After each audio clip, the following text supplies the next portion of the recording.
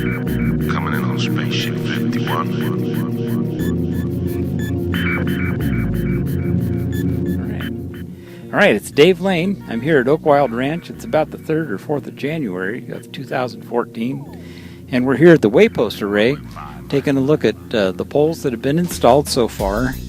These came from my home, which is 50 feet wide and 130 feet deep, so these had to be pulled out of the yard, and a lot of them were in pieces.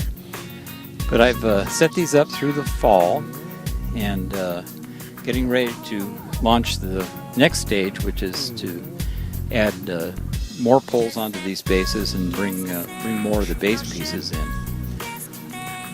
And we've spread a lot of hay out here. We're in the middle of probably the most severe drought we've had in recent years. And this hay allows me to drive over the place without starting a fire. This is rice straw that we brought up from the valley. Well, this near pole is called the 3 and 2 column. That's like in baseball where you have 3 balls and 2 strikes. Only I've got 3 balls and 2 spikes. And that's kind of a visual pun that I like to play from time to time. These are part of a giant culture that's out in space and where they build and move their own planets. Only these parts are instead of having a planet, they kind of have a forest.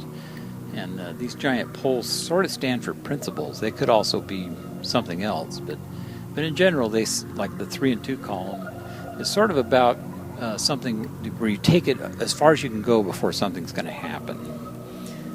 This one next to it is called the big carrot. That's kind of like the big carrot that you dangle out in front of yourself so you keep going after something. The next one is called the J column, and that's about Christianity. The next one is called the spitoon column, and or the forge, and that's a forge bed at the top, sort of like the industrial part of the culture, with its spittoons and forge and some other parts on there. The next one is lacking its crown. It sort of has a coxcomb that goes on the top that also acts like a weather vane, but that's called the Lux column. And now there's going to be a whole bunch more. I'm sort of industrializing at home too, and we're going to start standardizing some of the flanges that hold these 2 pieces together. If you want to look, here's one of the smaller flanges right here. It's bolted together, and that allows actually to have this part and the base be one construction unit, and then the middle part be a second construction unit. So we're going to try to standardize these so we can have interchangeable parts. A new concept for these sculptures. All right, we're going to take a look at one of the really big pole bases. This is an RL, and it's RL1, I think.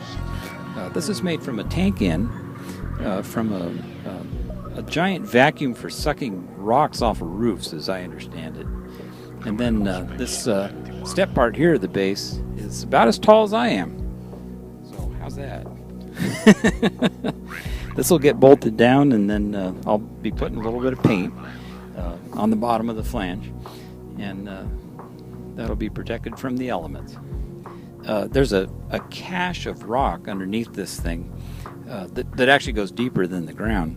And what we'll do to settle this thing is to lift it up in the air, and then I'll rake out from under it some of these rock ballast pieces, kind of like how they seat a railroad. So I sort of patterned this about how they did maintenance on a railroad. And then that'll actually level the piece. It'll settle into the rock and kind of settle down, and then it'll be well seated.